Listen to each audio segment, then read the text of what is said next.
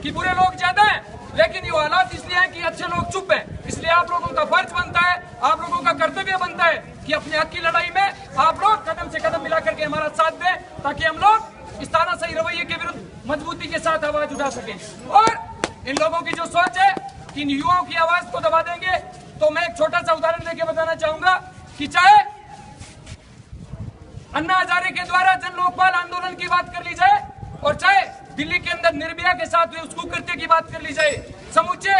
भारत के अंदर जब हाथ में तिरंगा लेकर के उतरने की बात आती है तो यही युवा शक्ति सबसे आगे खड़ी होती दिखाई देती है और समूचे विश्व को हिलाने की। इसलिए मैं आप लोगों को बताना चाहूंगा कि जिस तरह आग के ढेरों को कोई खा नहीं सकता और पृथ्वी को ऊंचा कोई उठा नहीं सकता और पर्वत हिमालय को जैसे कोई हिला नहीं सकता, उसी तरह युवा शक्ति की आवाज को कोई दबा नहीं सकता।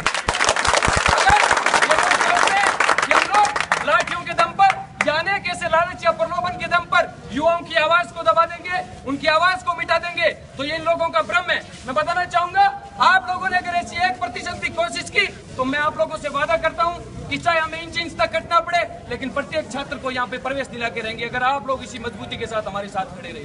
आप लोगों से इसीलिए मैं बार बार यही अनुरोध करता आया हूँ कि आज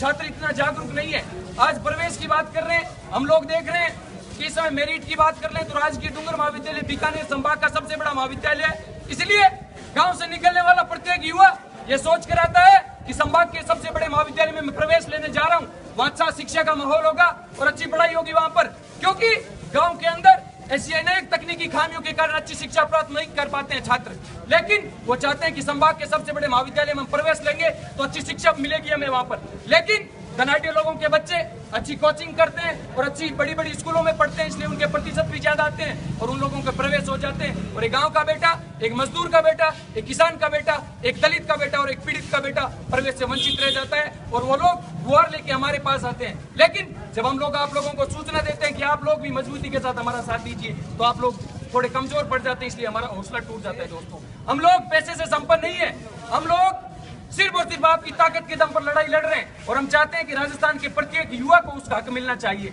इसलिए हम सिर्फ और सिर्फ आप लोगों के हक की लड़ाई लड़ रहे हैं, बल्कि आप लोग थोड़े कमजोर दिख रहे हो, इस वजह से ये प्रशासन आप लोगों का फायदा उठाता है और आप लोगों को प्रवेश नहीं देता है और हम लोग